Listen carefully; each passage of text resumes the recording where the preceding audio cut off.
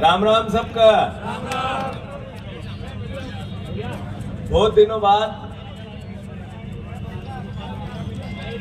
झाबुआ की इस पावन भूमि पे इतनी बड़ी तादाद में इतनी भारी भरकम परिवार के साथ बात करने का अवसर मिला है। मैं मंच के परिवारजनों से अनुरोध करता हूं कि जनता जनार्दन के लिए जरा तालियों से जोरदार इनका स्वागत करें। अब हमारे बीच में आदरणीय विवेक तनखा जी जो मेरे पहले भाषण कर रहे थे, ये एक दिन में इनकी वकालत है दिल्ली की सुप्रीम कोर्ट में, सबसे बड़ी कोर्ट में।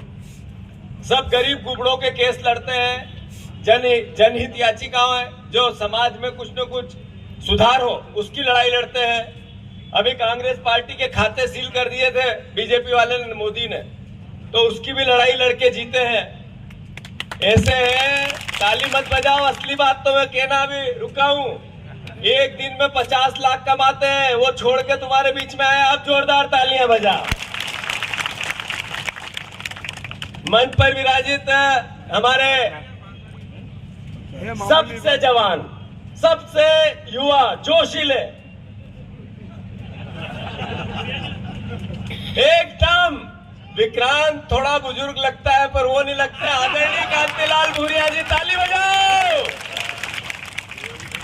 मंच पर विराजित हमारे विधायक भूरिया जी, मेरे बड़े भाई जिनका मार्गदर्शन मुझे खूब मिलता है, बाला भैया पूर्व मंत्री जी, आदरणीय संजय दत्त जी हमारे प्रभारी महोदय, हमारे महेश पटेल मेरा दोस्त, बहुत दिनों से खाना नहीं खिलाया है पर अब आएगा नंबर, हमारा मुकेश पटेल, मेरे भाई हर्ष भैया, आदरणीय वाल सिंह मीणा जी, हमारे जसवंत से लेके सारे परिवार के, अच्छा मैं नाम नहीं लूं तो माफ कर दोगे, सारे जिला अध्यक्ष, ब्लॉक अध्यक्ष, शहर अध्यक्ष, हाँ वीर सिंह भाई का ले लिया, विधायक भूरिया जी वही है, और सभी परिवार की हमारी बहनें, महिला कांग्रेस की, हाँ वाल सिंह भाई ले लिया मैंने, और सारे युवक कांग्रेस, NSUI, सारे हमारे मंडल सेक्टर, सारे सरपंचगण, सारे पटेलगण, सारी हमारी ये बहनें, और खासकर ये पत्रकार बंधु, मेरा भैया सबको, आपको भी राम राम।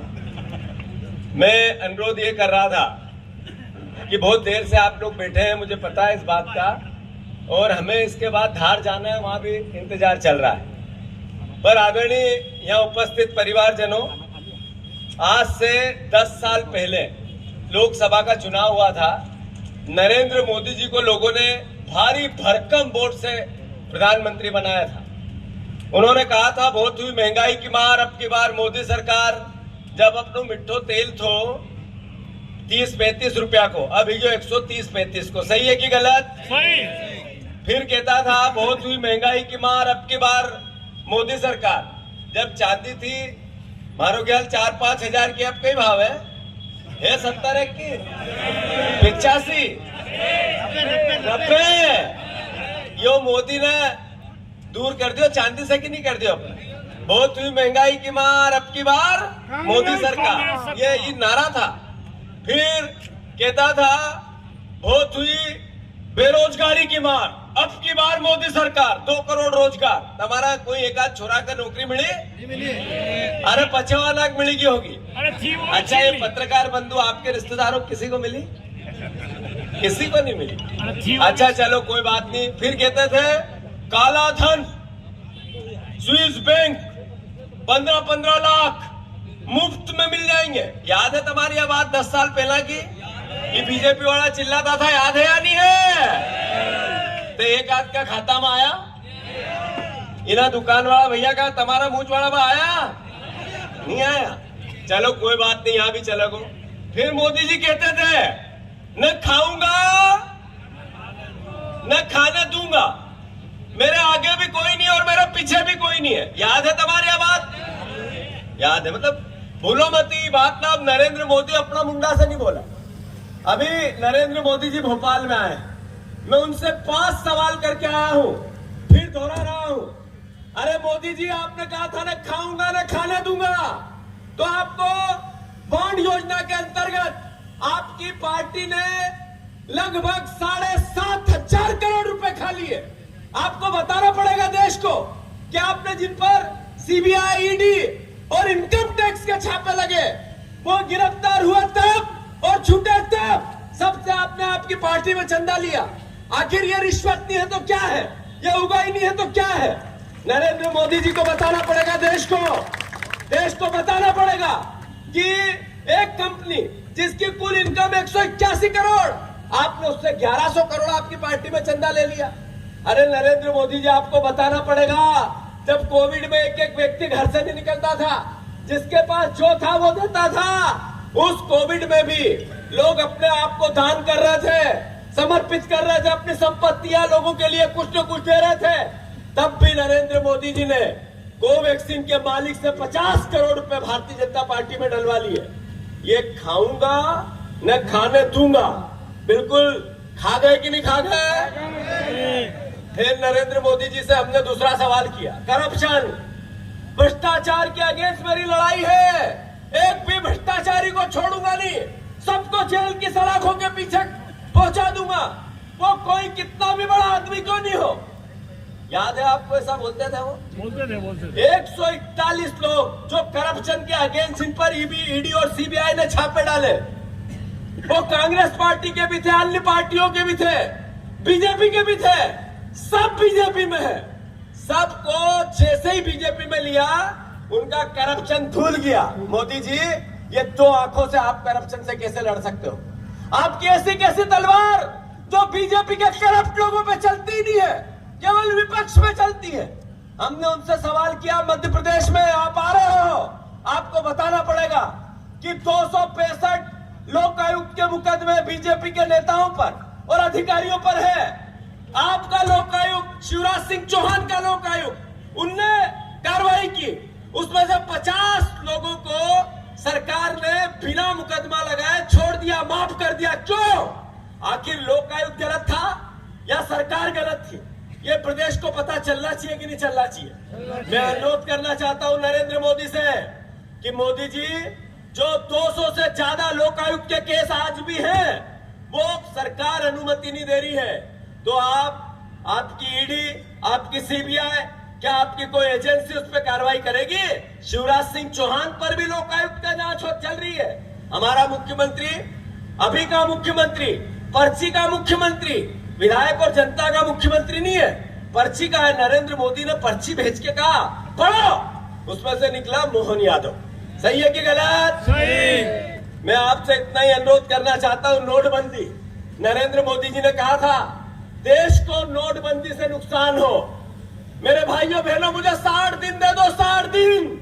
अगर नोटबंदी से मेरी नियत में कोई खोट दिखे, अगर मेरी नियत में कोई आपको किसी प्रकार की दुर्भावना दिखे, तो मैं जो चाहोगे उस चौराहे पे आऊंगा और आप जो सजा दोगे वो मैं भुगतने को तैयार हूं। याद है या नहीं है? नोटबंदी में कितने लोग बेघर हो गए, नोटबंदी से कितने परिवार का जीवन यापन संकट में आ गया, कितने नोटबंदी से माता बहनों के पैसे चले गए, चांदियां बिक गई। सही है कि गलत? सही। कौन से चौराहे पे आए नरेंद्र मोदी? एक चौराहे पे नहीं आए। मैं अनुरोध इतना ही करना चाहता हूं, रोजगार की बात की थी, देश सबसे बड़ा बेरोजगार है।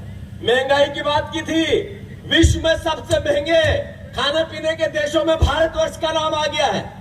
करप्शन की बात की थी, पाकिस्तान से ज्यादा करप्शन आज मोदी सरकार ने किया है। उन्होंने बात की थी इस देश को अलग से नया भारत, न्यू इंडिया बनाने की। एक न्यू इंडिया के साथ साथ अच्छे दिन की बात करने वाले नरेंद्र मोदी आज ये देश को नहीं बता पा रहे हैं कि 58 रुपया डॉलर की कीमत थी, डॉलर की, ये 85 रुपए कैसे चली गई। नरेंद्र मोदी देश को ये नहीं बता रहे हैं कि मनमोहन सिंह जी जब प्रधानमंत्री थे, जब 55 लाख करोड़ का कर्जा था हमारे पे, भारतवर्ष पे, अब है 255 लाख करोड़ का, सबसे ज्यादा विदेशी कर्जा है तो आज भारतवर्ष पे है। इन सवालों के जवाब नरेंद्र मोदी जी के पास नहीं है। मैं तो बस इतना ही कहना चाहता हूं, एक तरफ है हमारे अलीराजपुर के जो बहन है, उनका पति नागर, दूसरी तरफ है कांतिलाल भूरिया। कांतिलाल भूरिया जी थे, केंद्र में मंत्री बने, देश के सबसे बड़े आदिवासी नेता हैं, सबसे बड़े आदिवासी नेता। हमारे झाबुआ रतलाम की शान है, नाम है, हमारा मुकुट है। हमारा मुकुट गिरने दोगे आप लोग? नहीं। पीछे से बताओ, हमारा मुकुट गिरने दोगे क्या? कांतिलाल भूरिया आदिवासियों की जिंदाबाद। पहचान, आदिवासियों की पहचान है कांतिलाल भूरिया। कांतिलाल भूरिया जिस दिन से आपकी सेवा करने लगे, आज इस उम्र तक आपने एक भी कलंक उनके माथे पे नहीं आया है। कोई उनके आरोप नहीं लगा सका, उनकी ईमानदारी पे कोई शक नहीं कर सका। अरे बीजेपी के लोग भी कांतिलाल भूरिया के लिए उंगली उठा के कुछ नहीं बोल सकते। एक ऐसा ईमानदार और उससे बढ़ के उनका ये होनहार बेटा डॉक्टर, ये जितना समर्पण, पढ़ा लिखा, ये आपकी भावना, आपकी वेदना, आपके अधिकार सबको समझता है, आदिवासियों का दर्द को समझता है। हमारे प्रदेश का युवाओं का सबसे बड़ा नेता है आदिवासियों में। मैं अनुरोध करना चाहता हूं, आप लोगों से भावनात्मक एक अपील करना चाहता हूं, एक बार एकजुटता से बचे हुए दिन जो हमारा 13 तारीख तक आएंगे, दिन रात एक कर दो। और सिर्फ इस बात के लिए नहीं कि कांतिलाल भूरिया जी को हमें सांसद बनाना है, कांग्रेस पार्टी को जिताना है। इसलिए कि जैसे ही कांग्रेस पार्टी की सरकार बनेगी तो हम सबसे पहले हमारे जो बहनें हैं, हमारी जो आपकी पत्नियां हैं, आपकी बहुएं हैं, जो गरीब है, आदिवासी है, सबके खाते में 8,500, सुन लो, ध्यान से सुनो, वीडियो बना लो, 8,500 रुपया, 8,500 पर महीने, 1 लाख रुपया 1 साल का आपकी बहनों के खाते में आएगा। आज कांग्रेस पार्टी हाथ का पंजा और राहुल गांधी डालेगा, याद रखना ये बात। इसलिए आप लोगों को कांतिलाल भूरिया जी को सांसद बनाना है कि जब हम मजदूरी करते हैं तो 200, 250, 300, 350, जिसका जो मन आ जाए वो। पर कांग्रेस नियम बना दिया 400 रुपए से नीचे कोई मजदूर को कभी भी कोई भी व्यक्ति दे ही नहीं सकता। और साथ साथ इतना ही नहीं है कि 400 रुपए मिनिमम मजदूरी है, सबके बीमे होंगे, जितने मजदूरी करते हैं इनके बीमे होंगे। कोई घटना हो गई, दुर्घटना हो गई, कोई परेशानी आ गई घर परिवार में, तो 10 लाख रुपए तक का आपको उसमें मुआवजा मिलेगा। याद रखना, एक परिवार को, आदिवासी परिवार को मिलेगा। आपको मैं अनुरोध करना चाहता हूं कि जो युवा है, पढ़ा लिखा है, जिसने ग्रेजुएशन कर लिया, नौकरी नहीं मिली, वो दौड़ रहा है बैकलॉग के पदों के लिए, परीक्षा इंदौर में दे रहा है, उन बच्चों के लिए 1 लाख रुपए साल, 8,500 रुपया, हाथ का पंजा कांग्रेस पार्टी, कांतिलाल भूरिया आपके खाते में डालेगा, बच्चों के खाते में डालेगा। याद रखना, मैं अनुरोध करना चाहता हूं, 30 लाख नौकरियां, 30 लाख, जिसमें ST SC की हमारी जो बैकलॉग के पद है, जो पढ़े लिखे बच्चे हैं वो ध्यान रखते होंगे इस बात का, उनकी नौकरियां भरने का वचन हमने ले लिया है। मैं इतना ही कहना चाहता हूं, जो किसान है, कितने भाई है जो किसान क्रेडिट कार्ड लेते, हाथ ऊंचा करो। किसान क्रेडिट कार्ड जिनका भी है, 2 लाख रुपए तक का, जैसे ही पंजे की सरकार बनेगी, भूरिया जी, ये नेता भी सुन लो, किसान क्रेडिट कार्ड सबके एक तरफ से ऋण माफ करेगी कांग्रेस पार्टी, आप लोगों का याद रख लेना। मैं इतना ही कहना चाहता हूं अंत में कि ये सब बातें आपके लिए है, पर होगी कब? जब पंजा जीतेगा। होगी कब? अभी मंत्री है सामने वाला, बीजेपी के पास बहुत पैसा है, पैसे की तो बाढ़ आ गई, 5-6 हजार करोड़ रुपया अभी तक नगद पकड़ा गया, 6,000 करोड़, एक पूरा कमरा भरा जाए इतना नगद पकड़ा गया बीजेपी। इतने पैसे लाएंगे, आपको घर घर देंगे। मैं मना नहीं करता हूं, क्या करना है मैं बताऊंगा नहीं, पर कुछ भी करने के बाद वोट क्या देना है। तो याद रखना, जो अभी भूरिया जी ने नारा लगाया था, देश के प्रधानमंत्री ने 10 साल में क्या किया वो बता नहीं पाते। मोदी जी अब क्या उनने डिलीवर किया, दिया देश को, वो बोल नहीं पाते। अब वो क्या बोलते हैं? अब बोलते हैं मांस, मटन, मुसलमान, मंगलसूत्र, घुसपैठिए, ज्यादा बच्चे, माओवादी, अर्बन नक्सल, ऐसी भाषा। विश्व का ग्लोबल नेता बनना, दुनिया का सबसे लोकप्रिय नेता, ऐसी भाषा, शर्म नहीं आती उनको?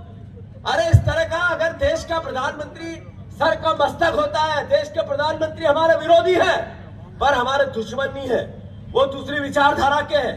हम उनसे नफरत नहीं करते हैं, हम उनके विचार के खिलाफ लड़ते हैं। वो आरक्षण समाप्त करना चाहते हैं, हम सब आरक्षण बचाना चाहते हैं। बचाओगे कि नहीं बचाओगे? वो लोकतंत्र समाप्त करना चाहते हैं, हम लोकतंत्र बचाना चाहते हैं कि नहीं चाहते हैं? वो इस वोट के अधिकार को समाप्त करना चाहते हैं। अभी सूरत गुजरात में एक सीट थी, वहां पर सारे प्रत्याशियों से एक का छोड़ के वापस नाम ले लिए, जैसे अपन सरपंच के चुनाव में करते हैं कि नहीं करते। अब वहां चुनाव नहीं हो रहा है, जनता घर बैठी है, कोई वोट मांगने नहीं आ रहा है। उनने बिना वोट का सांसद सूरत से पहला नरेंद्र मोदी जी ने बनवा लिया है। वो पूरा देश बिना वोट से सरकार बनाना चाहते हैं, याद रख लेना आप लोग। तो आप वोट की सरकार चाहिए या बिना वोट की? बस इस भावना को याद रखते हुए मैं अनुरोध करता हूं कि 75 साल के अमृत महोत्सव के इस साल में हम सब की ड्यूटी है कि लोकतंत्र की रक्षा करें, ये पत्रकार बंधुओं की लेखनी की रक्षा करें, इनकी आवाज बने, ये ताकत से लिखते रहे। हम में भी कमी हो तो बताए, और बीजेपी की भी कमी बताए, सरकार से सवाल पूछे, विपक्ष को सहयोग करे। इसलिए आप सबकी, हम सबकी जिम्मेवारी है कि हम सब पंजे को जिताएं। विक्रांत भूरिया, हर्ष भैया इधर आ, महेश भैया इधर आ, मुकेश इधर आ, तीनों चारों आ। ये सब सगे भाई हैं, एकजुट है पूरी पार्टी, एकजुट, एक साथ। कोई भी बीजेपी के लोग कुचुर पुचुर करे तो किसी के कहने में मत आना। जात पे न पात पे मोहर लगेगी, फिर से जात पे न पात पे मोहर लगेगी। याद रखना 13 तारीख को 13 मई